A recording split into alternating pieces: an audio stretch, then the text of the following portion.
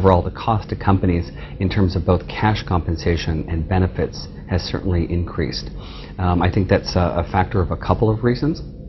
One is certainly the growth of the China market and the importance that companies place on the market here in terms of strategic importance to their organization. And so as the market here has grown and companies have located their senior leadership teams here, of course those compensation ranges have increased with that as well. In terms of overall hiring trends, I think that there's a lot of activity. The market is very strong. I would say that related to the compensation is that demand is very high while supply is still limited.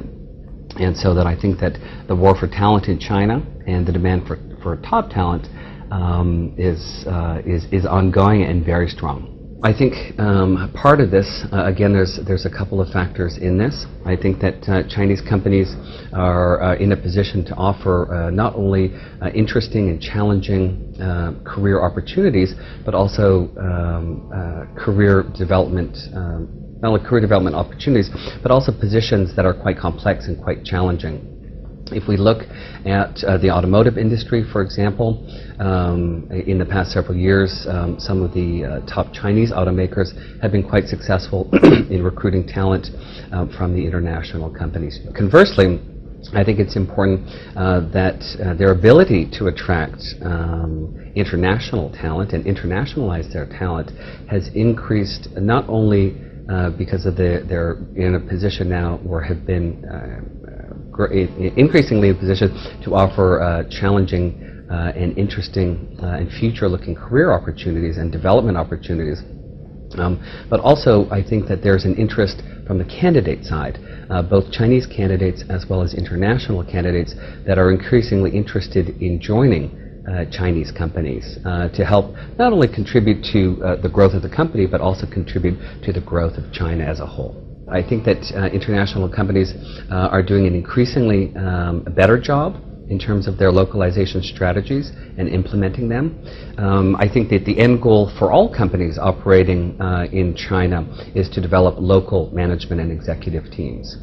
If we look at the past experience of previous waves of localization, one of the first being in the late 1990s with the financial crisis in Southeast Asia and the downturn in the economies in Hong Kong, Singapore, Taiwan, Malaysia, etc., created pressure. Although China and the market and businesses were doing fairly well here, it created pressure amongst international companies to reduce cost of operating here in China and begin to generate a return on the investment. And so what it created was one of the first waves of localization. I think at that time most of the international companies were not that well prepared, and it was more of a knee-jerk reaction simply to cut costs. If we look at some of the following successive waves of an ongoing efforts to localize, because this is an ongoing effort, it's not just a one-off, but with the bottoming out of the technology bubble in 2001 and some of the effects of SARS, for example, in 2003, companies were in a better position because they had more experience and more preparation. They put more long-term planning into it. I think currently localization is still ongoing. What we see in China across all sectors, including the industrial space, financial services, life science, as well as the consumer market space, is that for functional leaders, these would be the heads of human resources, the human resources director, CFO China. So the functional leaders, the heads of various functions, are almost all Chinese now.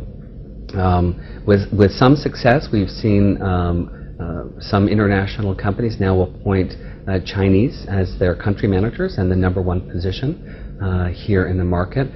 Although for large companies with substantial operations in China, it's still typically someone sent from head office.